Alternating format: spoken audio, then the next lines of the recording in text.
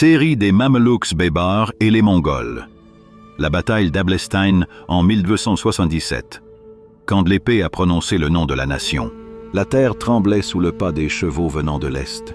Les Mongols sont de retour, seul le sang les arrête, et seul le feu et la destruction les apaisent. Mais cette fois, ils n'avaient pas en face d'eux un chef ordinaire. Mais ils étaient attendus par le sultan Al-Zahir Baybars, le lion des Mamelouks, la voix du Caire et le bouclier de la nation. Dans la salle du trône du château de la montagne, Baybars s'était assis devant une immense carte de la Syrie et de l'Anatolie.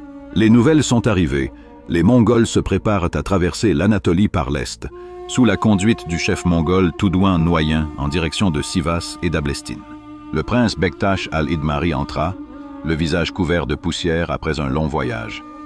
Bektash: Monseigneur le sultan, les nouvelles sont confirmées. Les Mongols traversent le fleuve Euphrate et prétendent qu'ils vont envahir Alep et Antioche ensemble. Baybars s'est levé lentement, regardant la carte avec un œil qui semblait dévorer les distances. Bibers, l'Ablestin alors, le lieu de la rencontre. Là, nous écrirons un nouveau chapitre de l'histoire, et il n'y aura de victoire que pour l'islam. Le lendemain, l'armée mamelouk se déplaça de Damas vers Hama puis vers l'Anatolie. Les bannières flottent et les épées scintillent sous le soleil du printemps, et les soldats crient « Dieu est le plus grand, Baybars est invincible !» Et lorsqu'ils s'approchèrent des abîmes, le sultan a ordonné l'établissement d'un petit camp sur une colline surplombant une vaste plaine. Puis il a rassemblé les chefs dans sa tente Point Bibers. Ô hommes des Mamelouks, les Mongols pensaient que la victoire s'achetait par la terreur. Mais aujourd'hui, nous leur apprendrons que la terre n'a pas peur de ceux qui la foulent injustement. Faites de vos épées un verset récité dans l'histoire.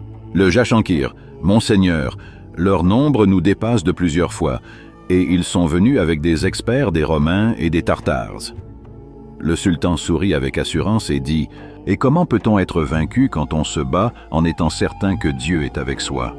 S'ils sont nombreux en nombre, nous sommes nombreux en détermination. » Et à l'aube du lendemain, les rangées des Mongols avançaient comme un flot noir. Toudouin Noyen a pris l'initiative de mener l'aile gauche. Mais Baybars avait tendu une embuscade dans les vallées derrière la plaine. Les chevaliers mamelouks ont ordonné une retraite feinte. Les Mongols se sont précipités derrière eux comme des fous. Et quand ils entrèrent dans la vallée étroite, la voix de Baybars s'éleva comme un éclair. « Dieu est le plus grand. Maintenant, ô homme de l'islam !»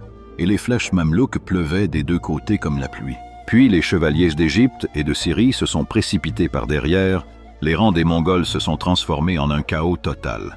Leurs drapeaux sont tombés les uns après les autres. Au cœur de la bataille, l'un des chefs mongols vit Baybars lui-même combattre en première ligne. S'exclama stupéfait, « Ce sultan se bat comme s'il était une armée à lui tout seul. » Il ne fallut que quelques heures pour que l'armée mongole tombe au combat dans la vallée. Leurs corps étaient éparpillés comme des fantômes brisés entre les rochers. Après la fin de la bataille, Baybars se tenait sur une colline surplombant les Palestiniens. Son épée goutte de sang mongol et sa poitrine monte et descend de l'intensité du combat.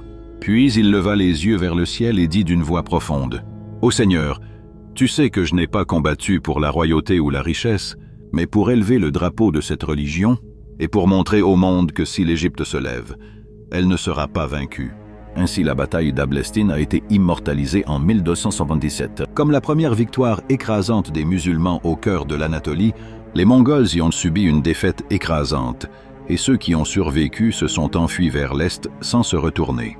Quant à Baybars, il a inscrit son nom au cœur de l'histoire, non seulement en tant que conquérant par l'épée, mais aussi en tant que dirigeant qui a su allier justice et force, et il a reconstruit la gloire de l'islam après que les gens aient pensé qu'elle était perdue. Restez à l'écoute pour le prochain épisode. Baybars et Bagdad, le chemin de la vengeance sacrée. Lorsque le sultan a décidé de ramener le califat à sa maison, même à travers des rivières de sang,